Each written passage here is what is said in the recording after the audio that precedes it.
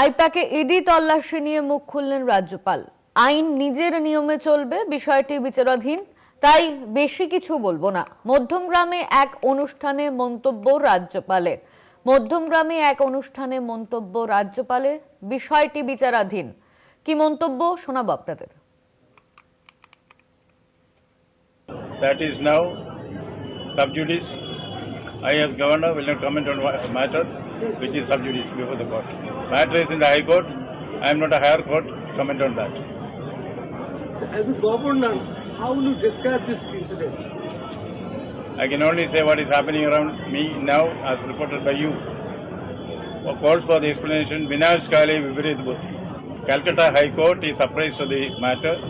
Let the court take a decision in this case. আমাদের সঙ্গে phone লাইনে রয়েছেন আমাদের প্রতিনিধি অরিত্র ঘোষ। অরিত্র, আইপ্যাকে ইডির তল্লাশি নিয়ে মুখ খুললেন রাজ্যপাল, কি জানা যাচ্ছে এই নিয়ে?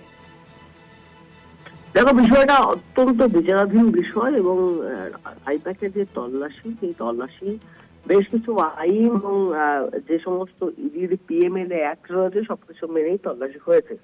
আজকে রাজ্যপাল শ্রী আনন্দ বোস তিনি এই যে বিষয় সেই বিষয়ে কার্যত মুখ খুলেছেন এবং তিনি বলেছেন আইন তার নিজস্ব গতিতে চলুক, বিষয়টি বিচারাধীন এবং রাজ্যপাল হিসেবে আমি আদালতের বিচারাধীন বিষয়ে কোনো মন্তব্য করব না।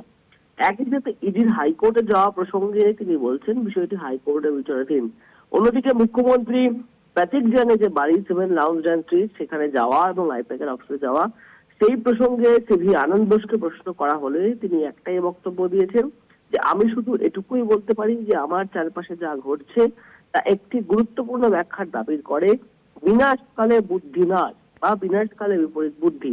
অর্থাৎ সব মিলিয়ে একটা বিষয় কার্যত স্পষ্ট যে রাজ্যের মুখ্যমন্ত্রী যেভাবে আজকে ইডি রেডে সামনে থেকে নেতৃত্ব দিলেন, প্রতিহত করলেন সব বিষয়টা, সেই বিষয়টি নিয়ে রাজ্যপাল কিন্তু পক্ষান্তরে নেতিবাচক মন্তব্যই করেছেন এবং মুখ্যমন্ত্রী মমতা বন্দ্যোপাধ্যায়ের যে বিষয় সেই বিষয়গুলি নিয়ে তিনি একটাই কথা বলেছেন, বিনাশকালে বুদ্ধি নাশ। অর্থাৎ সব মিলিয়ে আগামীকাল কলকাতা হাইকোর্টে এই মামলার শুনানি রয়েছে, সেই জায়গায় তাকিয়ে রয়েছে গোটা রাজনৈতিক মহল এবং বিশেষজ্ঞ মহল যে আগামীকাল কলকাতা হাইকোর্ট কি রায় দেয়।